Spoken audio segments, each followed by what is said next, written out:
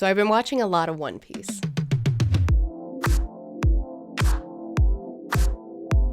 Before anybody says anything, I already know what you're thinking. Didn't I say that I was gonna make a whole bunch of videos about this series because One Piece is gonna take me forever to finish, so it would make so much sense to make little videos along the way and review arcs or individual episodes or, you know, literally anything because it's taking up so much of my time.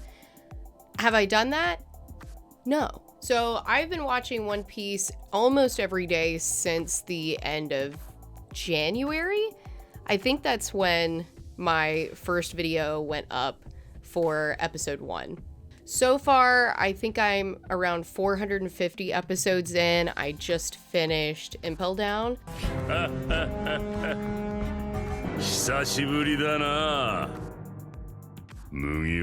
Oh my god, so good.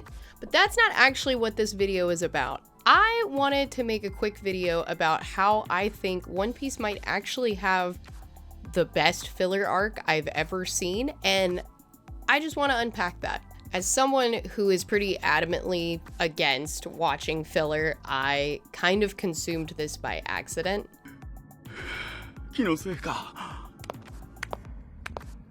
I would never tell anybody how to watch their anime. You watch your shows however you want. I just personally don't like watching filler because I feel like it rarely adds to the existing storyline, and at worst, it can actually ruin main points of the story for me. So I just tend not to watch it at all. Which brings me to this arc that I want to talk about. So this happens right after the gang fights God and is sailing down from a sky island via giant octopus. Yep, that is correct. So the G-8 filler arc begins as we splash down into the waters of a heavily fortified marine base. I kind of already had this sense of, oh, you're about to waste my time here. Because I feel like there's always something about a filler arc that tips you off to the, hey, we gotta slow this down for a second because we're catching up to the manga and we don't know what to do. So that's the exact feeling I had when we landed at this marine base instead of, you know, open ocean water. But then again, on the other hand, things just kind of happen in One Piece because they do. At times, it really reminds me of JoJo's because, like, some things that occur are just bizarre. So in this instance, instead of passing immediate judgment, I thought, well, why not? I'll just keep watching. So I watched an episode or 2, and then 3, and then, you know, the next thing I have watched the entire arc. Huh? And I really enjoyed it. The G-8 arc is just charming. I feel like it has no reason to be as good or as funny as it is. And the thing about One Piece is that when it's funny, it's hilarious. Also, each character gets their time to shine. Each Straw Hat is doing things that make sense for their character and doesn't take away from their character. From Sanji proving his worth to the head cook in the kitchen, to Chopper assisting the doctor with medical operations. Everybody is doing their part to try to get back to the Mary and get us back to that main storyline. But like I said, there are just such funny moments in this arc, like Robin becomes Special Investigator Shepard, and Special Investigator Shepard becomes Condriano.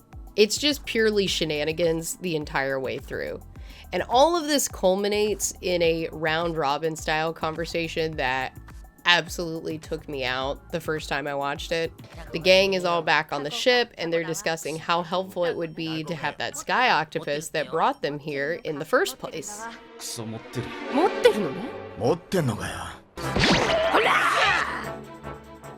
It's in Luffy's pants. For how long? Unclear. I'm not sure, but it's in there. So, and you know what the crazier part is that it's not even that weird, because when it happened, I just thought, yeah.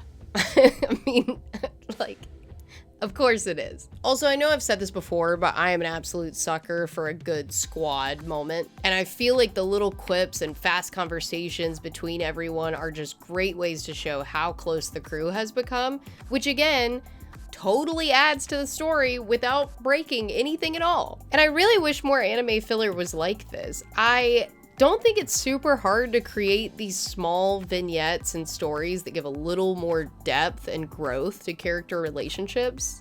But hey, maybe it is, because honestly, this is the first filler arc that I've watched that I have thoroughly enjoyed. And then, not to end on a sour note, but then they follow this up with the worst canon arc of One Piece that I have seen thus far. The Foxy Pirates were so hard for me to get through.